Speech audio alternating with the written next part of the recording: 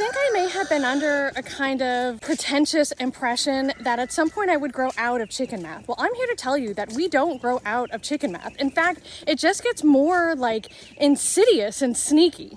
And look, I have not purchased chicks from a feed store or hatchery in over 5 years. I only buy from NPIP breeders. Last year, I don't know if you guys saw this video, but I even downsized my flock by like 80 chickens. Now, mind you, at that point, I had like a bunch of just free-range barnyard mixed chicks that I had collected like from the beginning of my chicken career. And at that point, I had kind of honed in my goals in chicken keeping. I had sold enough chickens to like bring my chicken yard down to a really, really manageable level for myself.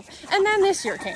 Now my chicken math justification is I'm doing it to build my business. So of course every year I'm hatching from my own stock so that I can replenish my own stock every year and so that I can see how everybody's growing out. But where chicken math has really gotten me this year is this year I became really, really obsessed with Americanas, like purebred Americanas, because they're so hard to find. And because last year I purchased a batch of chicks off a woman who's pretty local to me. And within that batch of chicks, I received some Isabel Americanas. Now, I don't know if you've seen Isabel Americanas. They are wheat Americanas who have been bred to express lavender genetics, and they are beautiful. And that sent me on down a rabbit hole. I'm on a wait list for more Isabel and Wheaton Americanas. I just hatched out silver Americanas. And really what I found was it's really hard to find purebred Americanas, and I'm gonna be the girl. I'm gonna be one of the girls. So then the Isabel coloring, because it's beautiful. And for reference, Isabel, porcelain, opal, lavender are all basically the same thing. They're all lavender genetics, just expressed over different bases of color, feather colors, and chickens. And the thing that makes these colors really easy to justify and chicken math issues in our chicken yard is like, for example, I also invested in some porcelain cochins. Well, the porcelain coaches you breed in with bantam calico / millie cochins in order to improve the feather type over time. So what I'm hearing is I can keep porcelain cochins in with my already existing calico cochins and just breed them all together and get splits, porcelains, and calicos in there. And I am so for that. I don't even have to build a new pen. On that same note, I learned about opal leg bars. Opal leg bars, like the porcelain cochins, opal leg bars can be bred with cream leg bars. In fact, that's how you improve feather type over time. So I can put opal leg bars, I could put an opal leg bar rooster, which I happen to hatch too, in with my cream leg bars, and that first generation will make splits, and that second generation will definitely give me some opal leg bars and some more splits in there, and probably some creams too.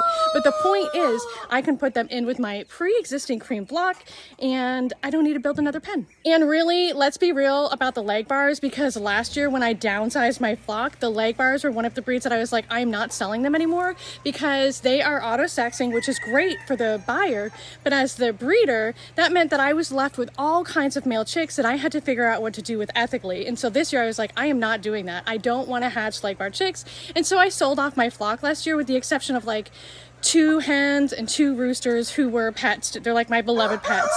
And I'm still selling their hatching eggs. Like I can't get away from leg bar hatching eggs. And now with this new opal project that I've got going on, I'm like in deep with the leg bars. I cannot quit with the leg bars. They're so beautiful.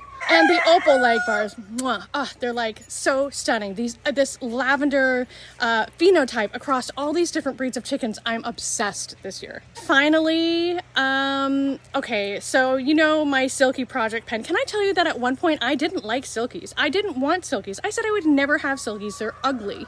And then one year a woman wanted to trade me.